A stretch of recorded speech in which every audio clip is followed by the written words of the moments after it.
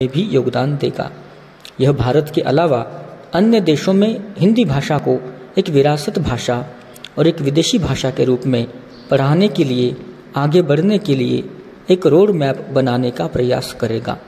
इन लक्ष्यों को पूरा करने के लिए दुनिया भर के पेशेवरों, विशेषज्ञों और शिक्षकों को हिंदी शिक्षा के क्षेत्र में प्रौद्योगिकी और कार्यप्रणाली में अपने नए शोध प्रस्तुत करने और अपने विचार साझा करने के लिए आमंत्रित किया जाएगा।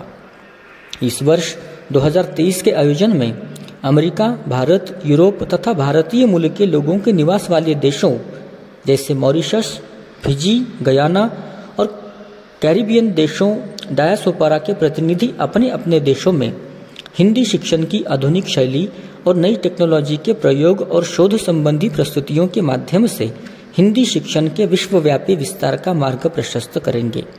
केंद्रीय हिंदी संस्थान द्वारा विगत 6 दशकों से देश विदेश में हिंदी के प्रचार प्रसार और प्रोत्साहन का कार्य किया जा रहा है। अतः इस प्रकार के सम्मेलन में संस्थान के निदेशक के सीधे तौर पर शामिल होने से हिंदी के प्रचार प्रसार से संबंधित कार्यों और उपलब्धियों को प्रभावी तरीके से लागू करने पर विचार विमर्श किया जा सकता है। इस सम्मेलन में संस्थान के निदेशक की उपस्थिति न सिर्फ एक बड़ी शिक्षण परिधि दायरा प्रस्तुत करेगी और वहां उपस्थित विद्वज्जनों से मिलकर भावी योजनाओं, संभावनाओं को आगे बढ़ाने का मार्ग भी प्रशस्त करेगी।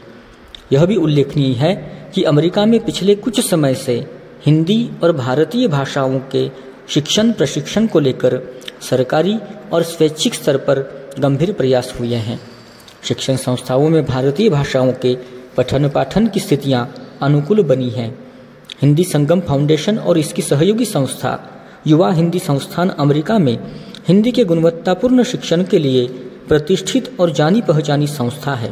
संस्था के अध्यक्ष श्री अशोक ओझा को दूसरी बार अमेरिकी सरकार का प्रतिष्ठित पुरस्कार फुलब्राइट हैस ग्रुप प्रोजेक्ट एब्रॉड पाठ्यक्रम निर्माण पुरस्कार प्राप्त हुआ है।